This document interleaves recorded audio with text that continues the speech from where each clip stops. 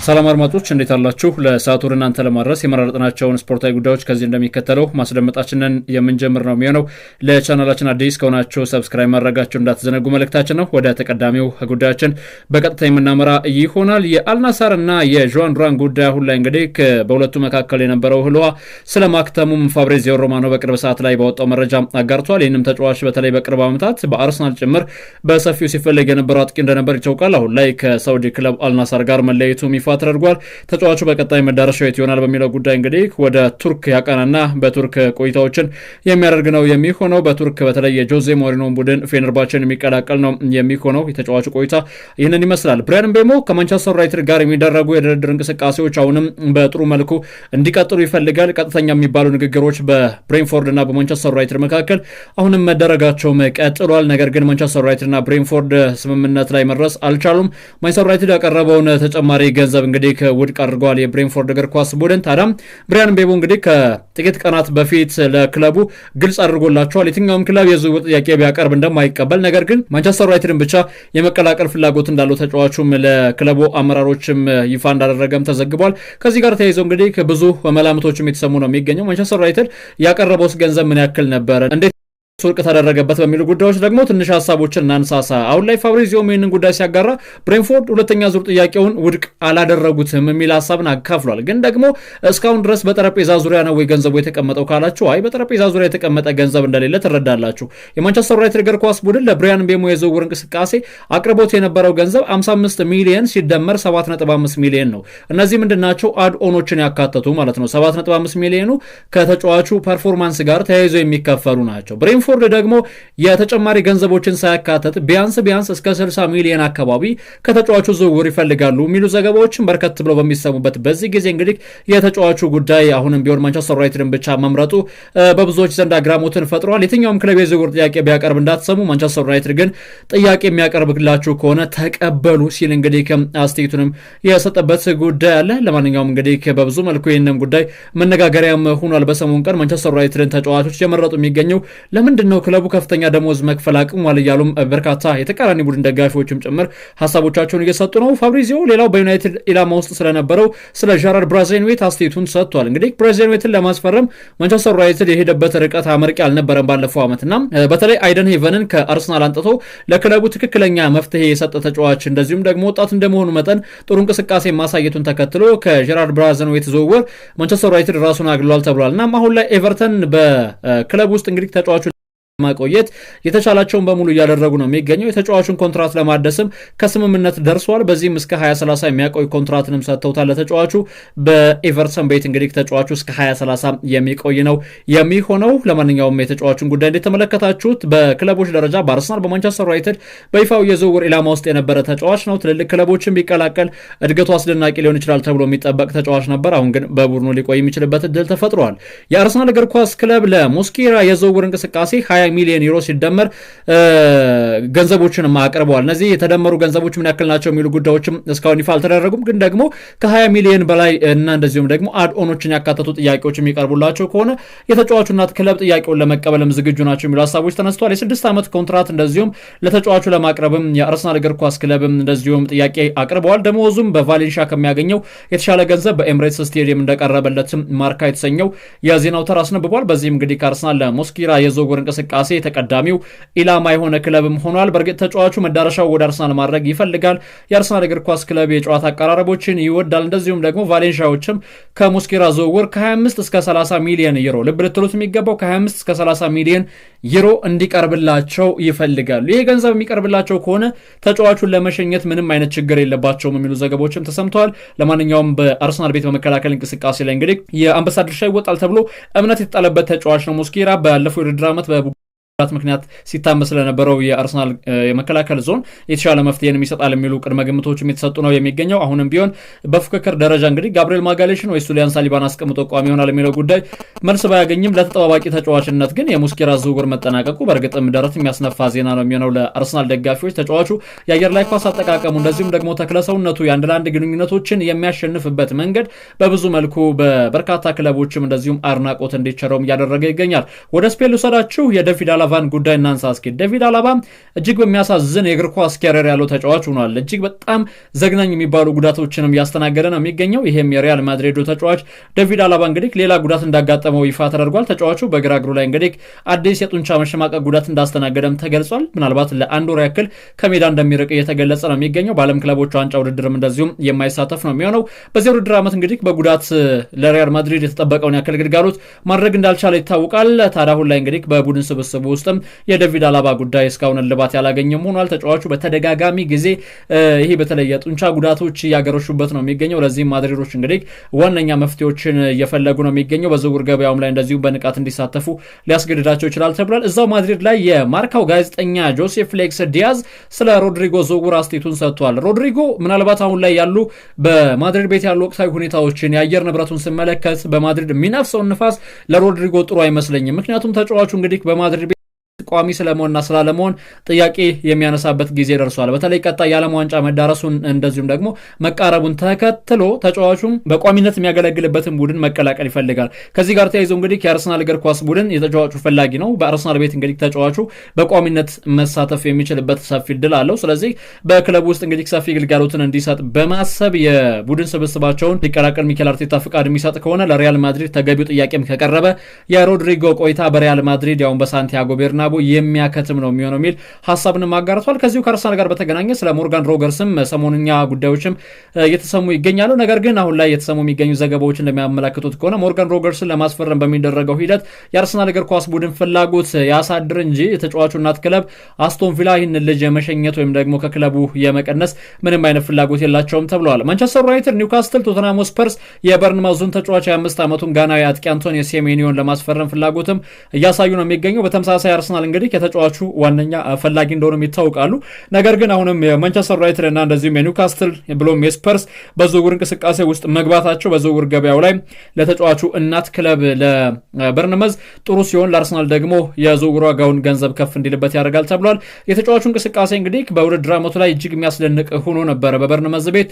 አሁን ላይ እነ ዲያን ሁይሰን እንደዚሁም ደግሞ ሜሎስ ኬርኬዝ ቡድኑን ከለቀቁ በኋላ የቡድን ስብስቡን በቀጣይ የሚለቀው ተጫዋች ደግሞ አንቶኒዮ ሴሜኒዮ የመሆኑ ጉዳይ የሚቀር እየመሰለ አይደለም የሚገኘው። ከሜሎስ ኬርኬዝ የዝውውር እንቅስቃሴ ሊቨርፑል 40 ሚሊዮን ፓውንድ ለበርንመዝ እንደከፈለ ይታወቃልና ከዚህ የተሻሉ የሚባሉ ገንዘቦችን በዝውውር ገበያው ላይ እንግዲህ ይፈልጋሉ በርንመዞች። በዚህም በቀጣይ የውድድር ዓመት ላይ እንግዲህ የተሻለ ቡድናዊ መዋቅርን ለመገንባት እያሰቡ የሚገኙት ማንቸስተር ዩናይትድ ብራያን ቤሞን ለማዛወር የሚያደርጉት እንቅስቃሴ ካልተሳካላቸው ፊታቸውን እንግዲህ ሙሉ ለሙሉ በሚባል መልኩ ወደ በርንመዙ ተጫዋች አንቶኒ ሴሜኒዮ ያዞራሉ የሚሉ ዘገባዎችም እንደዚሁ በሰፊው የተሰሙ ነው የሚገኘው። ኒውካስትልም ቢሆን እንደዚሁ የአንቶኒ ኢላንጋ የዝውውር እንቅስቃሴን በተመለከተ ጥሩ የሚባሉ ስራዎችን እየሰራ ቢገኝም ነገር ግን ያ የዝውውር ሂደት የማይሳካለት ከሆነ አሁንም ቢሆን የአንቶኒ ሲሜኒዮን ጉዳይ ቀጣይ መዳረሻቸውና ተመራጭ ተጫዋች ለማድረግም እያቅዳሉ ተብሏል። ይህንን ተጫዋች ለማስፈረም በርካታ ክለቦችን ፈላጊ ነበሩ።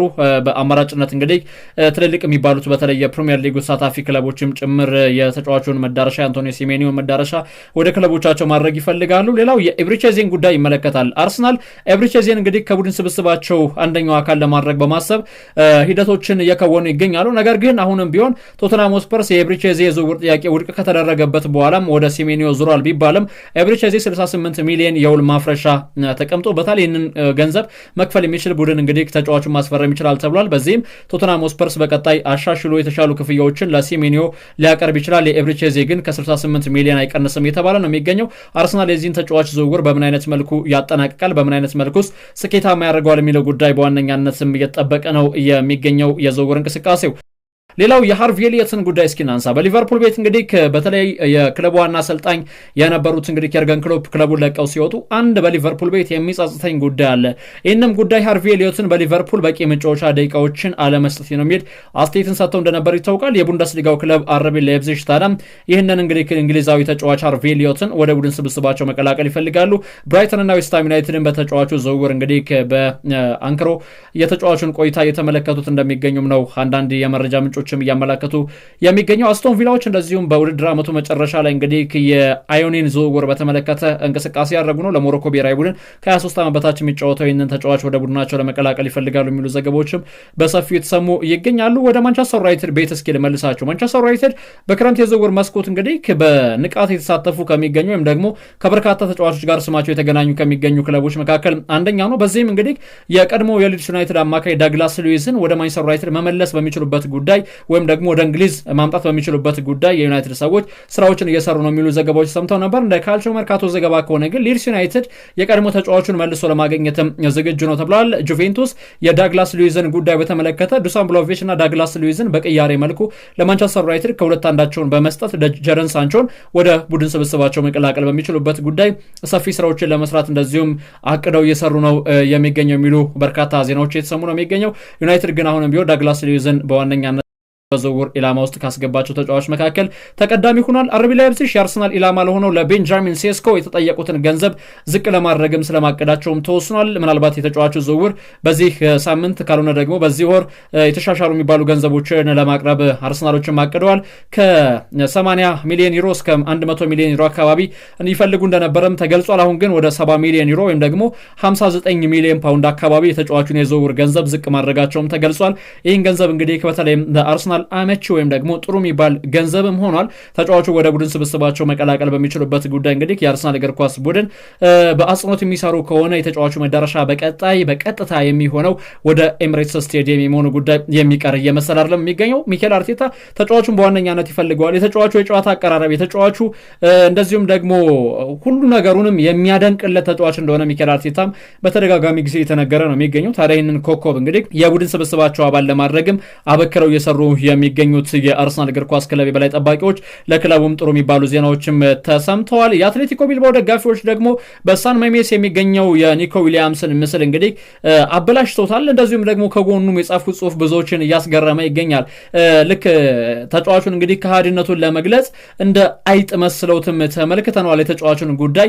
ታዲያ እንግዲህ የአትሌቲኮ ቢልባኦ ደጋፊዎችን ያደረጉት ተጫዋቹ ወደ ባርሴሎና ለማምራት ጫፍ ላይ መድረሱን ተከትሎ ነው ማለት ነው። ታዲያ ባርሴሎናዎች እንግዲህ እንዳያስፈረሙት የአትሌቲኮ ቢልባኦ ስፖርቲንግ ዳይሬክተር በሰሞኑ ቀን ለላሊጋው ሂደው ማመልከታቸው ወይም ደግሞ ክስ ማስገባታቸው ይታወቃል።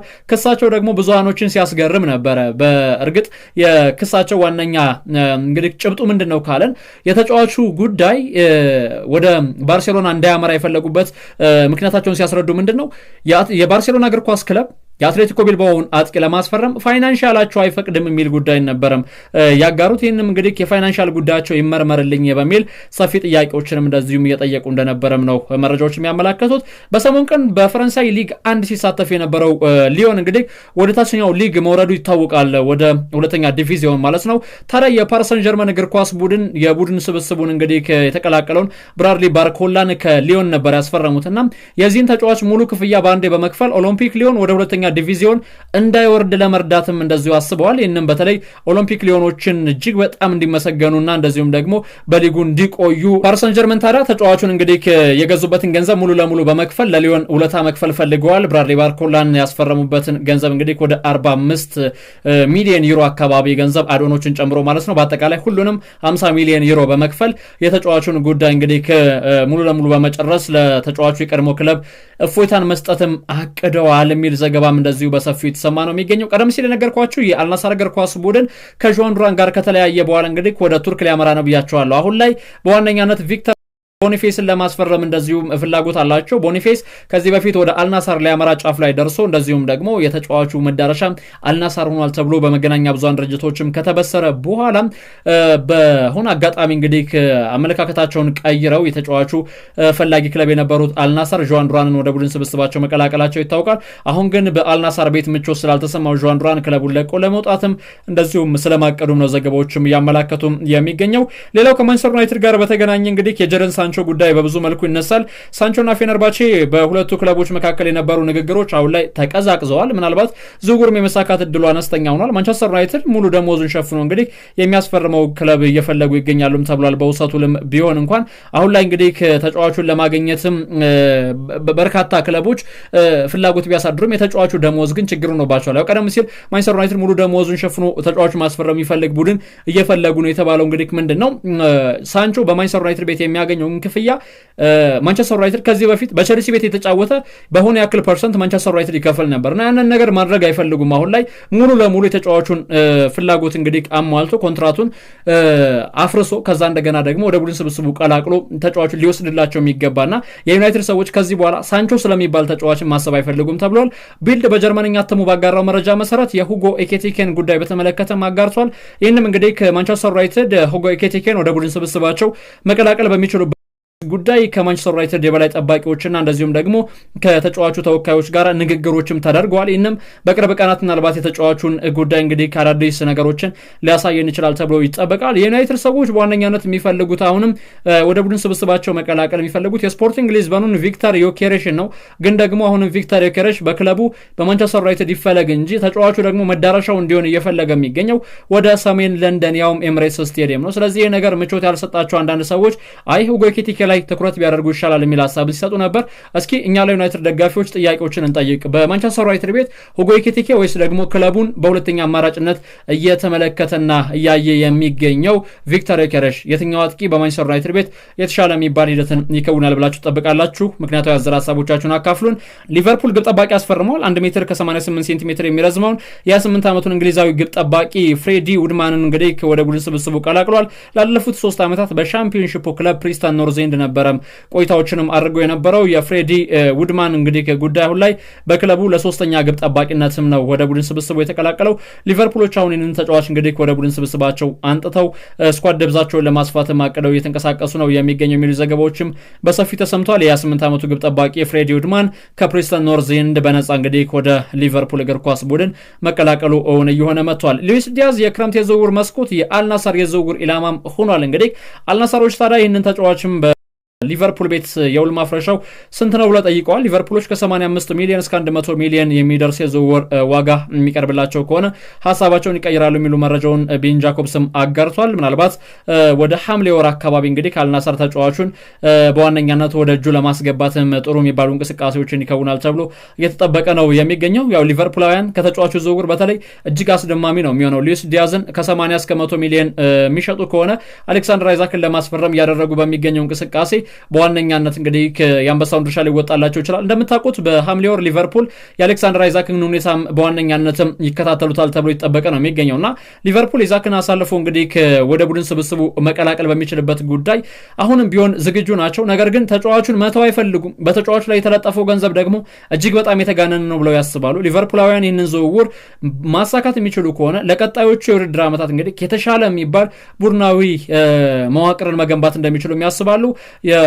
ተጫዋቹ ዝውውር እንግዲህ የመሳካት እድሉ ሞስት ፕሮባቢሊቲው አነስተኛ ነው። ግን ደግሞ ሊቨርፑላውያን የተጫዋቹን ዝውውር አያሳኩትም ብሎ መናገር እጅግ በጣም አስቸጋሪ ነው የሚያደርገው። በዚህ ውድድር ዓመት በተለይ የፍሎሪያን ቨርትዝን ዝውውር ያጠናቀቁበትን መንገድ ለተመለከተ ሰው እጅግ አስደናቂ የሚባል ቡድናዊ መዋቅሮችንም መገንባታቸው የሚቀር እንዳልሆነ ያሳያል። የሊቨርፑል እግር ኳስ ቡድን ዊሊያን ሳሊባ በቀጣይ የውድድር ዓመት በፕሪሚየር ሊጉ ዋንጫዎችን ለማሸነፍ ነው የምንጫወተው። ምንም አይነት ሰበብና ምክንያት መደርደር አያስፈልገንም። ስለዚህ እንደ ቀጣይ ዓመት ስኬታማ የሚባል ዓመትን ማሳለፍ ብቻ ነው የምናስበው የሚል አስተያየቱንም እንደዚሁም ሰጥቷል። በርካቶችም ይህንን ጉዳይ እንግዲህ በሶሻል ሚዲያ በሰሞኑ ቀን እየተቀባበሉት ነበር የሚገኙት። ምክንያቱም ባለፈው የውድድር ዓመት እንግዲህ ከአርሰናል የነበሩበትን ድክመቶች በሙሉ አሻሽሎ ይቀርባል የሚል ሰፊ እምነቶችም ተጥለውበታል። ለማንኛውም አድማጮች ስለአደመጣችሁን ስለተከታተላችሁን ከልብ እናመሰግናለን። አጫጭር ስፖርታዊ ጉዳዮቻችን እነዚህን ይመስሉ ነበር። መልካም ጊዜ